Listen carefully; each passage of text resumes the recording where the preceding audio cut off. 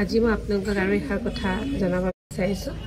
আগতে আপোনালোকক কৈ আছোঁ যে অগ্নিনাভ বাবাৰ নাম লৈ যদি আপোনাৰ কিবা সমস্যা সমাধান হয়, বাবাক আহি পেলাই জনাব, আপোনালোকে কেতিয়াও নাপাহৰিব।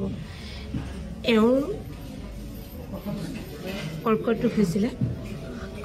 তেখেতৰ মই মুখখন দেখুওৱা নাই, যিহেতু দেখাব বেয়া পাইছোঁ। তেখেতৰ কৰ্কট ৰোগ হৈছিলে। কৰ্কট ৰোগ হওঁতে বাবাক ভাবিছিলে ভাল হ'বলৈ। তেওঁ ঠিক আৰম্ভ হওঁতেই মোটামুটি তেওঁৰ ৰিপৰ্ট কিছুমান ভাল আহিছে আৰু ভাল পাইছে বাবাৰ আশীষত। কিন্তু তেওঁ যে বাবাৰ আশীষ লৈছিলে, বাবাৰ আশীষত যে ভাল পালে মানে কথাটো তেওঁ নিজেও গম পোৱা নাছিলে। কিন্তু যোৱা পৰহি প্ৰথমতে তেওঁৰ ভৰিৰ বিষ হ'ল। প্ৰথমতে ভৰিখন বিষ হৈ ফুলি গ'ল আৰু তাৰপিছতে তেওঁৰ মূৰত জতা লাগিলে। তেওঁ ভনীয়েকে জতাভাগ খুলি দিছিলে, কিন্তু খুলি দিয়াৰ পিছত আকৌ লাগিলে। এতিয়া আজি তেওঁ জতা খুলিবলৈ আহিছে। জতাভাগ এতিয়া মই খুলিম আৰু লগতে আপোনালোকক দেখুৱাইছোঁ এইটো কাৰণে যে এনেকৈ যদি আপোনালোকে কিবা মনত ভাবে আৰু কৃতজ্ঞতা জনাবলৈ বাবাক আহি ক'বলৈ একদম নাপাহৰিব। বাবাই যেনেকৈ আজি বহুতো ৰাইজক আশীষ দিছে, ফলপ্ৰাপ্তি কৰিছে, ঠিক তেনেকৈ তেওঁ যেনেকৈ তুষ্ট হয় সেইমতে ৰুষ্টও হয়।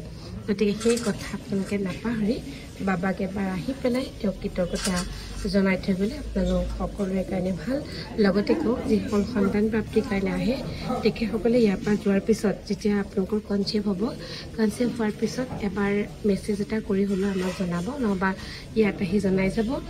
আৰু সন্তান প্ৰাপ্তি হোৱাৰ পিছত সেই সন্তানক আনি পেলাই ইয়াতে দেখুৱাব লাগে। যদি ইয়াতে নেদেখায় তেতিয়া জতা দিয়ে, সেইটো আপোনালোকে ভালকৈ জানে সেই কথাষাৰ।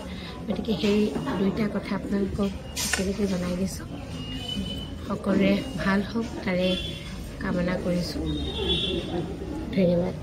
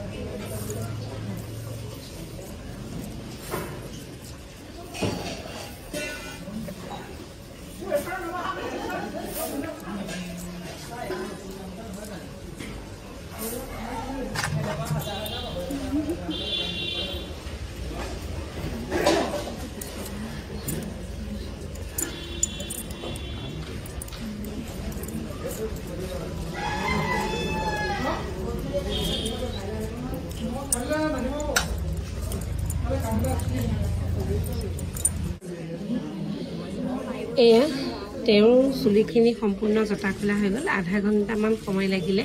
আধা ঘণ্টাৰ সময়ত তেওঁৰ সম্পূৰ্ণ জতা খুলি খালে। এয়া তেওঁৰ খোলা জতাখিনি, যিখিনি খুল খালে গাঁঠি লাগি আছিলে, সেইখিনি হৈছে এইখিনি। ঢেৰ আছে ভক্ত, তাৰ তেওঁলোকক আজি নাই দেখুওৱা। খালি কোন কোন আছে দেখাই দিম। নাই দেখুওৱা খালি তেওঁলোকক মই আজি চবকে আঁতৰাই লৈছোঁ। আঁতৰাই লৈ আনকি যিগৰাকী ছোৱালীৰ ভিডিঅ' কৰিছোঁ মই তেওঁকো দেখুওৱা নাই। সকলোৱে মংগল হওক তাৰে কামনা।